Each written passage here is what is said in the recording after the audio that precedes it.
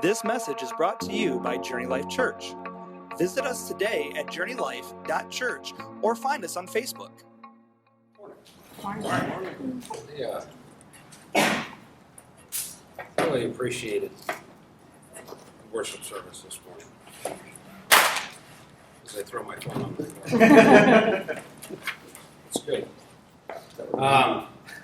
Mary and Nina, you guys are awesome. It's great. For those of us who cannot sing, when we open our mouths and this noise comes out, which is me, it's a noise, trust me, it's not good. When that happens, when you hear somebody else do it and they obey it, like that Through It All part where she goes real high, you know, and I open my mouth and it's like, ooh. You can appreciate that gift, and I do. I appreciate that. I also want to give, say one more thing about your pastor. He's a good man. Chris is a great man, and you guys are blessed. You really are blessed. He is a breath of fresh air, and I love you. I know your congregation loves you. And, it's good to be here this morning. I appreciate it. Today we're going to talk out of Psalms chapter 16. Give me a minute to get there.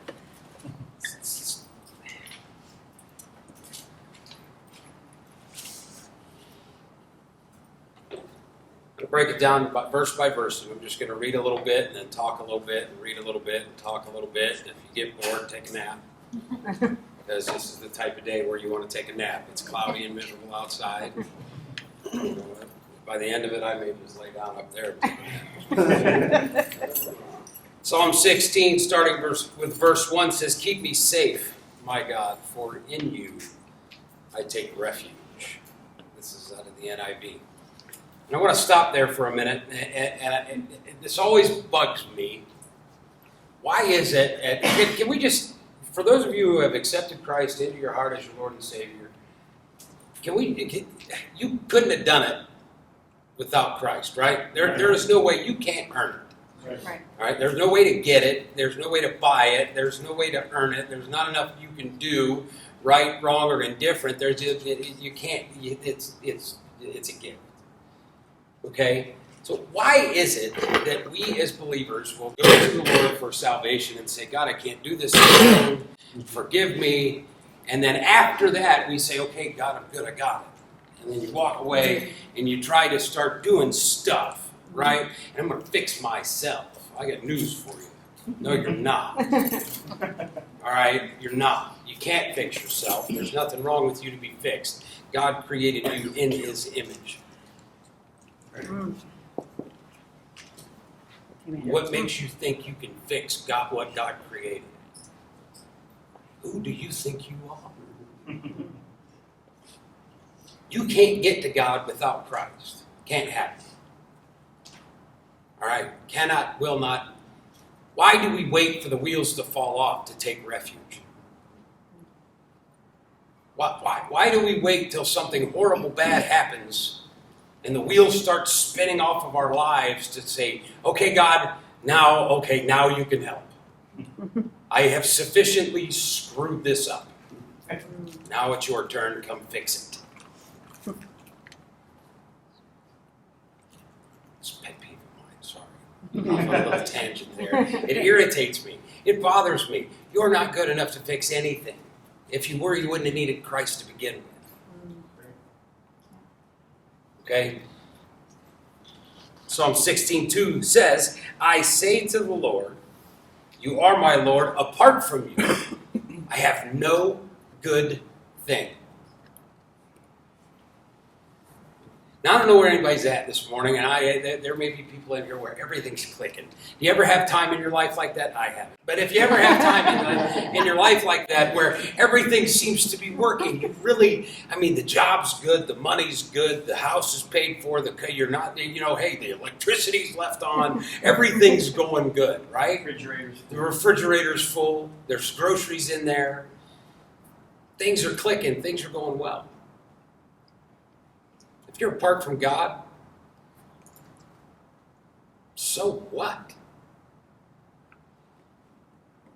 You see, nothing, nada, zip, zilch, zippity-doo-dah, nothing. All right? There's nothing that is on this earth that is good without my Savior. Nothing. Somebody were to come to me and say, Mike, what's your favorite vehicle? If money were no object, what would you go buy? And my response has never changed. I want a Jeep Wrangler. I want a lift kit on this bad boy. I want the exhaust to come up by the doors so I can drive it underwater. I don't know why. I don't live near water. But I want it. I want it to say Rubicon on the side because then that takes the price from $20,000 to $40,000. I don't know why, and I don't care. That's what I want. So if everything was going great and I had this beautiful four-wheel drive with the big knobby tires that when you drive on pavement it goes wow, wow, wow, wow, wow, and you can hear it coming from a mile away because the gaps in the tire are so wide that it's so loud. I want a stepladder to have to get into the thing. All right? I want to have to climb Mount Everest to get into my Jeep. I want to take the top off and have it not rain on me. On all of these things. And if all of those things were happening and everything was great and everything was wonderful and I still could afford to put gas in it even though I paid for it, I would be able to do this and I would take it four-wheeling in the sand dunes in Arizona. You know what I mean? Somewhere hot where it doesn't get cold. Like this. Where the sun actually exists from October to March. I want to drive and I want to have sand in between my teeth. I want to have sand everywhere. I want to have it in the corner of my eyes. I want to have it coming out of my ears. I want it hot. And then I want to drive to the ocean. And I want to be able to drive my Jeep in the water. Because I got these cool exhaust things that come up the side. And if all those things were going right and everything was clicking and everything was doing great, apart from God, it's nothing. It means nothing. It has nothing. It has nothing. It has no merit. It has no weight. It has nothing.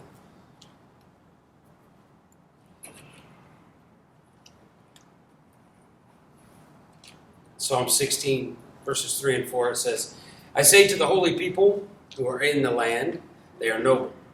They are the noble ones, in whom is all my delight. Those who run after other gods will suffer more and more. This is out of the NIV, and this is why I read this out of the NIV. I will not pour out libations of blood to such gods. I don't know what that means. That's awesome. Read that in the King James Version. It doesn't sound like that. It sounds good in the NIV, so I'm reading it out of there. Or take up their name on my lips. Listen, you have to be careful what you're worshiping, what you're following. Because there are other things out there that are trying to steal you from your Savior. There are people, there are things. TVs, right? I've got the altar built to mine, fireplace there with the big screen TV on top of it.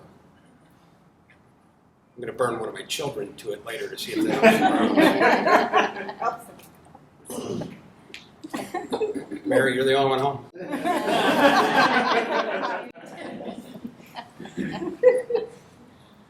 You got to be careful what you follow. You have to be careful what you put first. Can I tell you a secret? I'm 43 years old. If I live to be 86, I'm on my way down back the other side of the hill.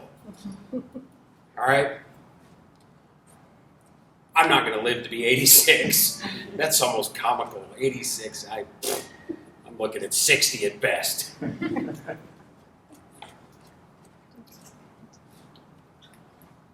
don't want to live my life on this earth like I belong. See, this is like vacation. That's what this is. Because of my eternity, my eternal home. Because there's one thing to say. I can't wrap my head around eternity. It was explained to me this way once. If you took one bird,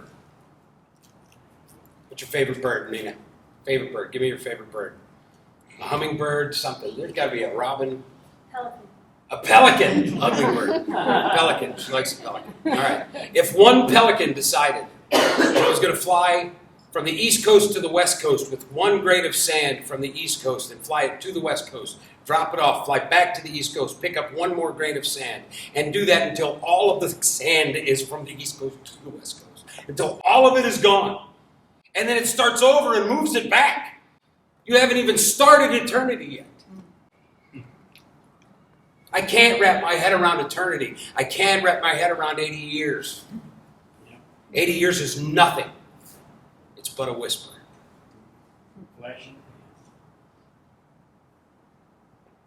Compared to eternity. So let me ask you a question. Why? Why do we spend so much time focusing on this? When this is over like that. When eternity is what we're waiting for. Psalm 16:5 says, Lord, you alone are my portion and my cup. You make my lot secure.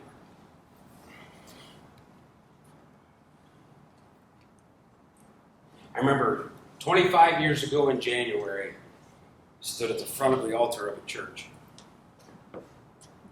And I remember this wise man who married me. He looked at me and he said, listen, there's going to be a lot of emotion going on. When you see her for the first time, smile. You idiot. Smile.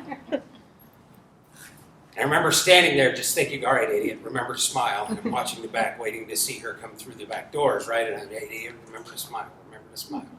And she walked through, and I don't even know what I did. I just know that she was the most beautiful thing I've ever seen.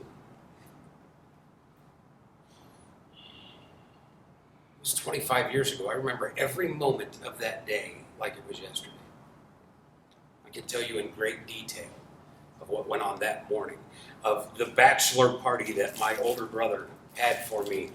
I got married January 5th, okay? January 5th. You know what the weather is like in Ohio in January. For my bachelor party, we played basketball in my driveway until 1 o'clock in the morning. My brother called me after the rehearsal dinner and he goes, go shovel the driveway, Mikey, we're going to play basketball. So I did that. It's a good time. I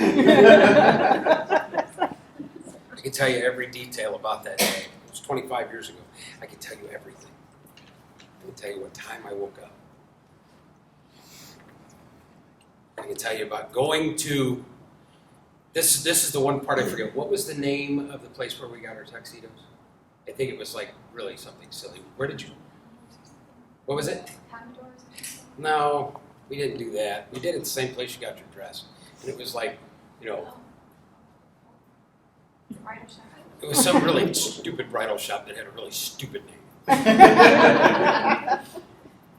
And I remember going there the Thursday before. Now, you get married on Saturday. This is the way you did it back when I got married. I don't know what the kids are doing today.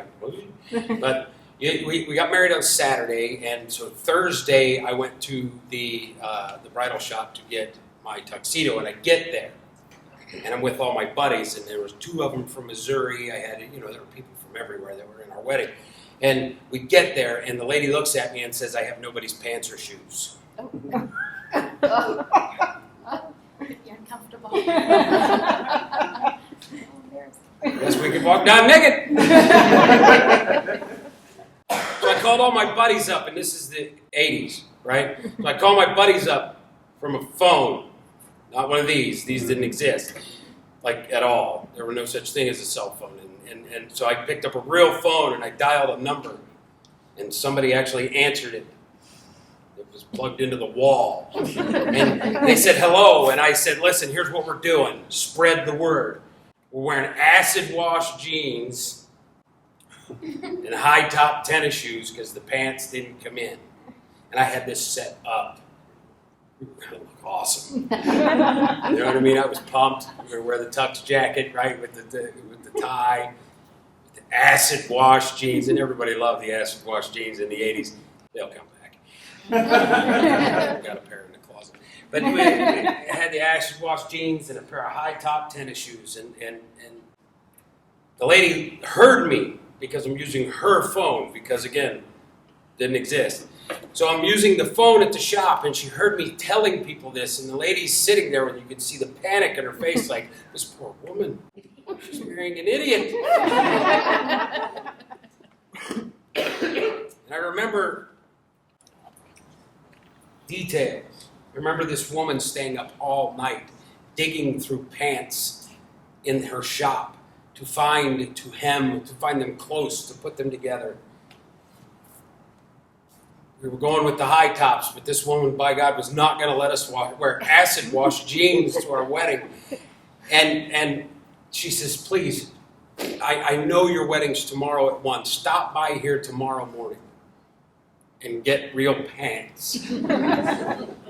So I said, fine, that's what we'll do. So me and my buddies all, play basketball till 2 in the morning. And then we get up Saturday morning and I drive to the bridal shop. And I walk in, and the lady hadn't gone home from the day before. And she had been sewing all night to make sure that we were not in acid wash pants at my wedding. And she's standing there, and she goes, I got them all, and I'm finishing yours, right? And as I'm standing there, irritated because I just don't want to be there. And I'm standing there, and a UPS truck pulls up with our shoes and our pants. And this poor woman had been there all night sewing and working. And the UPS driver's like, sorry.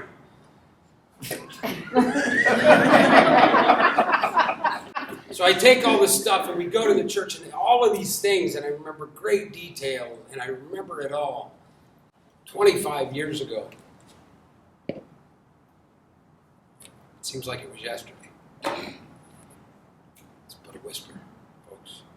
Life on this earth is so short. Why do we spend so much time making sure that we're comfortable?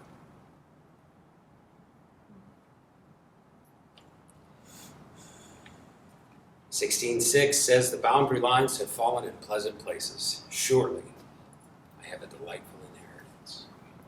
It's not talking about what. Let's define inheritance. Inheritance would be Steve Stefanoff is now my uncle. He dies and he leaves me everything. I have not earned anything. I have not deserved anything. I have not done anything to earn it. It is an inheritance. It is a gift. Thank you, Steve. I expect the checks to start coming in soon. Inheritance is something that you cannot earn. You cannot get it. You can't go get it. There's nothing you can do to get it. It's free. Somebody else worked for it. Usually your dad. The inheritance that we're looking at was paid for by our Heavenly Father. You can't earn it. We've established that. There's nothing you can do to get it. There's nothing you can do about it. It's a gift. All you have to do is say yes.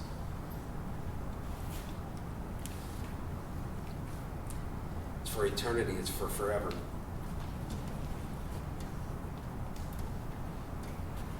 Why are we putting so much time and effort into something that we don't belong to? This doesn't belong to me. I'm just visiting. I have an inheritance waiting for me in heaven. And it doesn't matter how great you think of it, because I'm going to drive something cooler than a Jeep up there. It's going to be on roads that don't have potholes in it.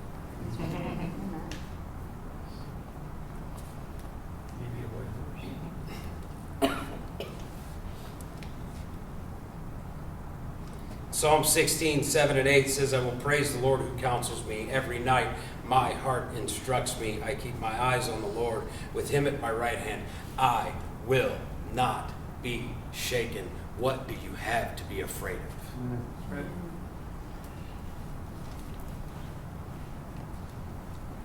Afraid of what?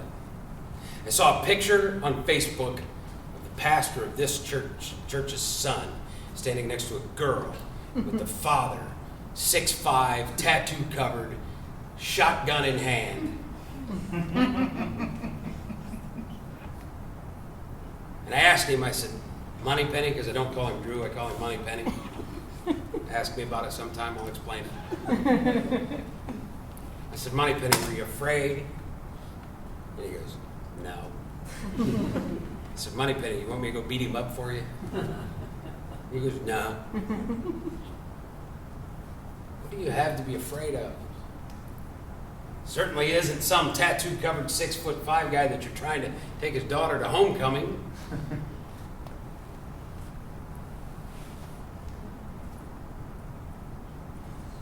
As long as you keep your eyes on God, right? Right? I was talking to Mary beforehand, and I was talking about a song, Turn Your Eyes on Jesus. Look full into his wonderful face.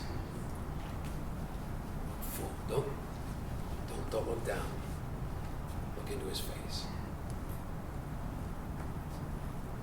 And the things of this earth will grow strangely dim in the light of his glory and his grace. So if we're going to walk on this earth, and we're but visitors here, and we've listen, obviously, no, I'm not going to stand up here and tell you as young people over there, people that are working, people that have retired. You're old, you should have. Just saying. And as you get to that place in your life, you think, because you hear, and I've said it to my children, you have to put money aside. I will not be here to care for you when you are old.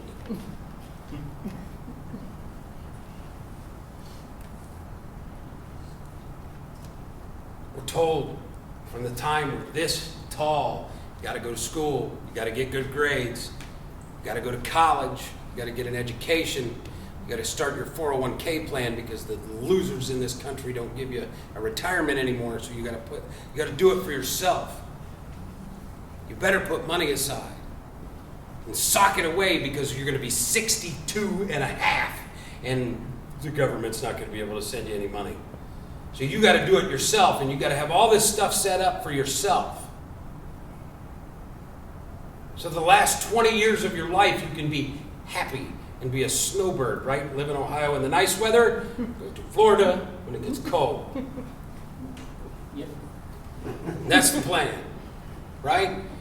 I don't know anybody who says, when I retire, I want to be poor and cold and hungry. I don't know anybody who says that now. I don't want to be cold. I don't want to be poor. I'm definitely not hungry. I usually am hungry, but not in that sense. I'm always hungry. But you're told this from a kid, from a child. And as a parent, when my son turned 18 and he said, I'm going to do music, I threw up in my mouth every day. And I'm like, you got to do something to back it up, kid. What happens if they don't like you? Go to school. School, boy. School. You're never going to make a living doing music, son. And I had this conversation with him over and over again. You've got to do it. You've got to go to school. School. Then he gets a job as a worship pastor making more money than I do. I thought I wasn't going to make any money, Dad.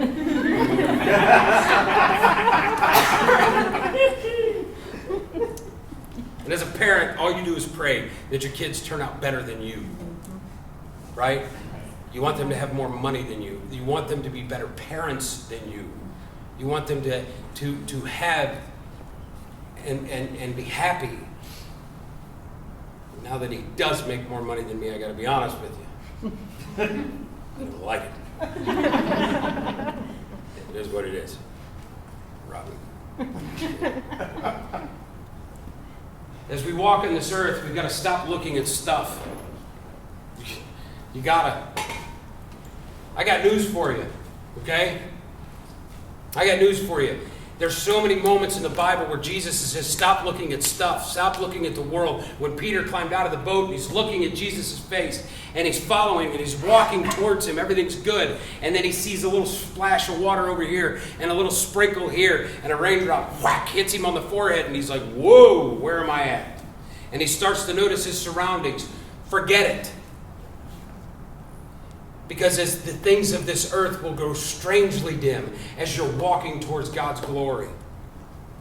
Stop focusing on this earth and stop focusing on what is in front of you and start focusing on your Savior and the things, the problems, the difficulties, the pains in the butt, the people that are driving you crazy, the bill collectors that are calling. I can't promise that your electricity is going to be turned on. I can't tell you that. I'm not going to tell you that. I'm not. But what I am going to tell you is that if you're looking into His wonderful face, His glory will shine down on you, and I can promise you that. In Psalm 16:9, he says, "Therefore, my heart is glad, my tongue rejoices, my body will rest secure." You have every reason to smile. Not because of what is in front of you, but because what is waiting on you. You have the riches. You have Ross Perot's dad's brother's cousin's money. You got more money than you know what you got waiting for you. The electricity is always on. Motel 6, the light is always on. In heaven, the light never gets turned off because Jesus is the light. And you got to focus on that. And I got news for you. This has been a whisper.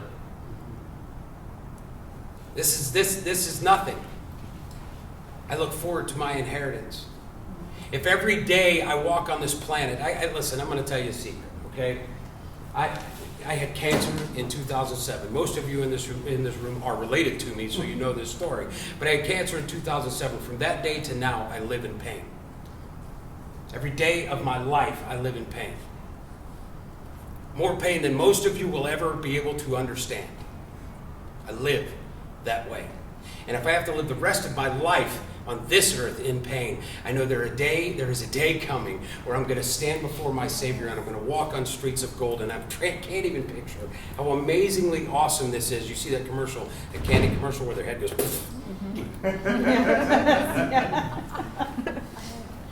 It doesn't matter. I can't paint you a picture of heaven because it's way better than anything I could tell you. It's better than ice cream. And ice cream is really good. My mom was a preschool teacher. Listen, I have a reason to smile. I have a reason to be happy, and it has nothing to do with my house, my car, where I live, what's going on in my world. I have a reason to smile. Because my inheritance that waits for me. And an inheritance is something that you can't earn. It doesn't matter what you do. Listen, if I've done nothing and Jesus says, okay, he's an idiot, God, but he accepted me, so let him in. And they let me in, and my job in heaven is cleaning toilets. That's irrelevant. I'm telling you, I made it to heaven. I will be doing a dance. It will look very funny. But I will be doing it. I have a reason to smile. Not because of what I have here. Let me explain something to you. It doesn't matter what your life looks like down here. I know people who you would say they were born with a silver spoon in their mouth, where everything went easy for them. Everything was easy. And from birth to death, everything was simple. Life wasn't hard. Their inheritance is not here. It's there.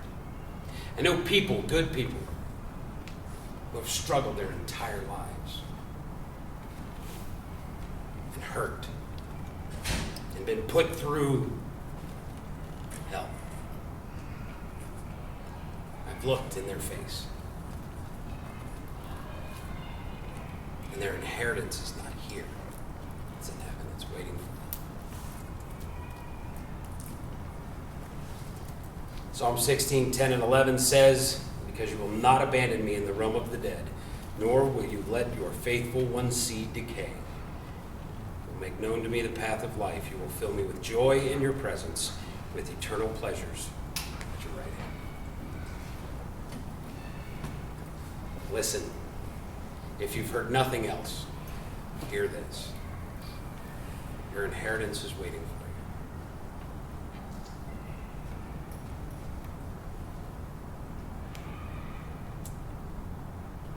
you. If you have a rich relative here on earth and you're just kind of waiting for them to go, and cheering them on when they get sick, going over to visit with a pillow over their face.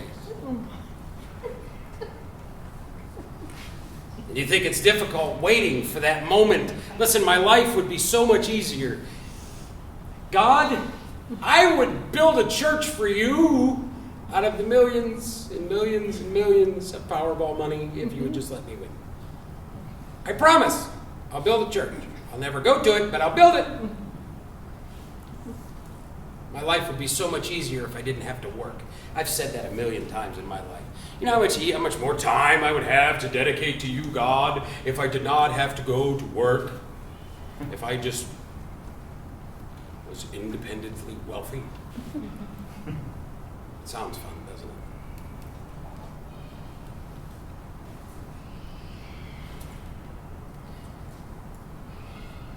God's never going to let you down.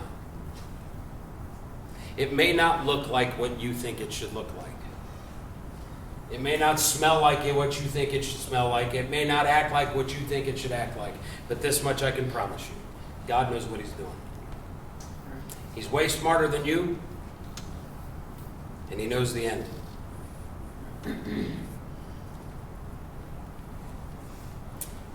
When I was diagnosed with cancer, I said this to my wife the other day. I said, all of my family, my kids, they dealt with it differently. Okay? They all got mad. Okay? Everybody got mad. My kids, my son punched a hole in the wall. I think he just wanted to put a hole in the wall. But my son punched a hole in it. They all absorbed it differently. And had I never been diagnosed with cancer, my son never would have picked up a guitar. And he wouldn't be able to rub it in my face that he's making a living doing it now.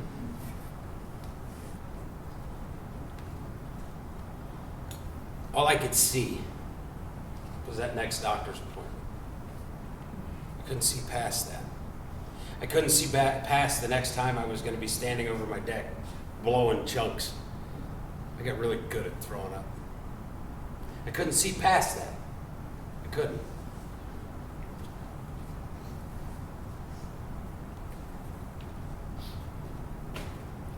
Now, I look back, my son came to me and he said, Dad, I want to play the guitar. Okay. I go to this little pawn shop in Ellett. And I walked through the door and this awesome little old dude standing there. I said, listen, I got a kid. He's ADD. He's never going to learn how to play it, but he says he wants to play the guitar. Give me one that costs like nothing. So he sells me this really cheap, junky guitar, and I take it home. And a couple days later, my son looks at me and goes, hey, Dad, I want a real guitar.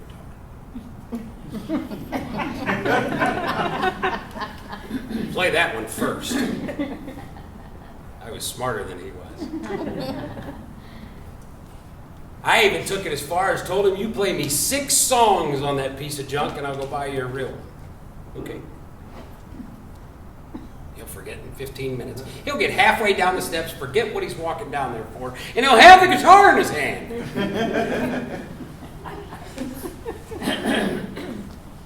And about a week later, he comes up and he goes, so are you ready? I'm like, for what? He goes, you hear the 6 songs? And I'm like, yeah, you taught yourself Mary Had a Little Lamb, didn't you? No, I'm not ready. And he goes, no, Dad, listen. And he sits down and he plays me Pinball Wizard. And he proceeded to play me 6 songs in 2 weeks. The kid taught himself to play 6 songs. That's where he went. And had I never been diagnosed with cancer, that kid may have never picked up a guitar. And if he never picks up a guitar, he's not doing what he's doing now, which is leading worship at a church.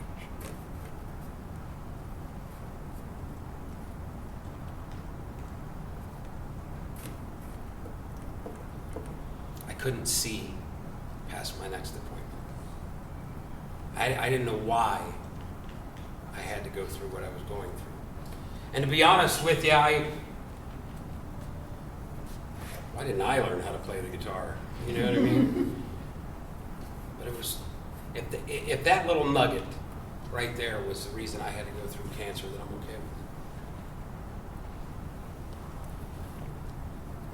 it. Stop looking at your surroundings. Fix your eyes on Jesus. And that last song, Mary and Nina, that you sang, come on up.